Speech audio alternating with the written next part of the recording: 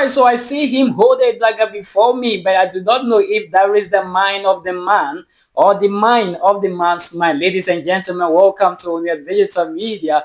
My name is Paul Mensamaki, so yeah, Dalibabu, aka Paul Lingua, aka the Africa Orator. Yes, so today I'll be bringing to you how Africans actually use knife and broom to avenge the death of their loved ones. And whenever they do that, it works out perfectly. Have you witnessed some? Have you seen some? These and many more coming your way. And if you're new to this channel, kindly subscribe and turn on the notification bell so that whenever I drop the content, you'll be the first to get notified. All right, so let's get started. It will shock you to know that in Africa, there is this belief that if the loved one, okay, dies painfully, there is a way that the family has to do, okay, so that the death of the loved one is avenged. Yes, undoubtedly, and this works out very well. So what they use, okay, in doing this has to be a knife and a broom. Watch out this video.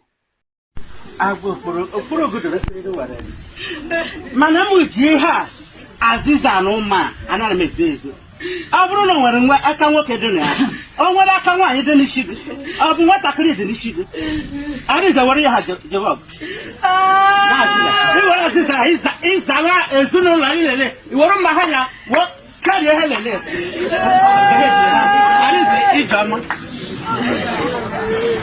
Alright, so in the video, it actually depicts everything that you need to know. So you could see that that woman possibly could be the mother of the disease, saying a whole lot of things, telling the son not to sleep, but then to avenge for his death. And by so doing, she placed a knife and a broom in a coffin, and these things will be buried with the body. Yes, so this is a belief in Africa, and it actually works. Yes, so one thing I want you to know is that if you are a true African and you've ever witnessed something like this, or you've lived in a community, okay, that something like this has ever happened, trust me, what comes out of it, you will actually see that the death of the person has been avenged. Sometimes, okay, if things are not properly put in place, the ghost, okay, could be using the broom and then the knife, disturbing people at night when the family are asleep. Yes, so what they need to do is that they need to do some other rituals in order to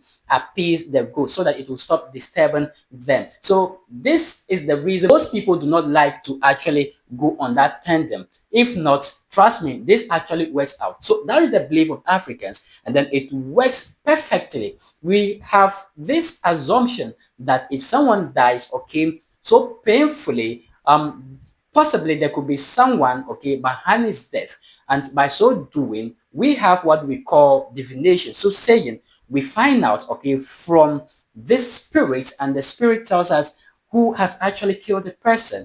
And for that matter, if we cannot go physical, okay, what we do is that we go the spiritual way, and by so doing, we put in this knife and broom, at times cutlasses and some other things, okay, in the coffin, and it will be buried with that person.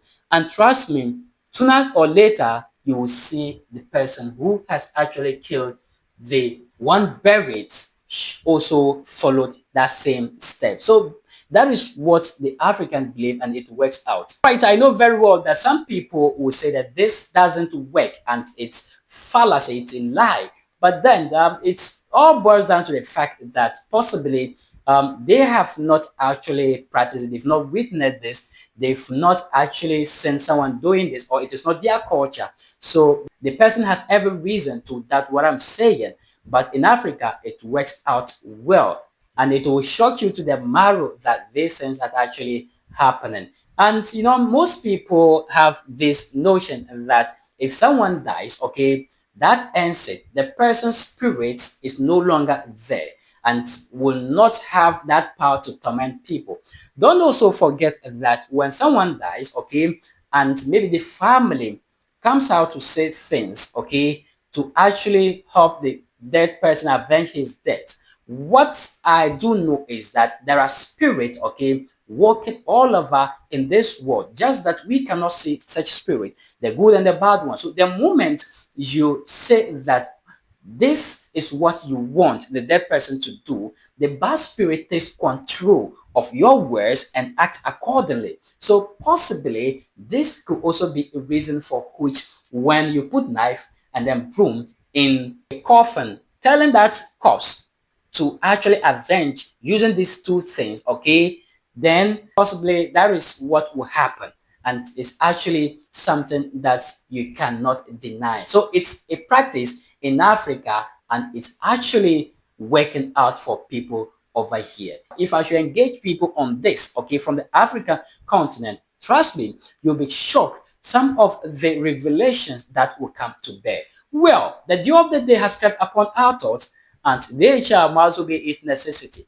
This is where we draw the curtains. Until we meet again, kindly subscribe and turn on the notification bell so that whenever I drop new content, you'll be the first to get notified. If Africa so desire to you and you need African content, okay, this is the place to be. Subscribe and then turn on the notification bell so that when I drop new content, trust me, you'll be the first to get notified. My name is Paul Mensa Makiso Yao Dalibabu, aka Paul Lingua, aka the Africa Orator.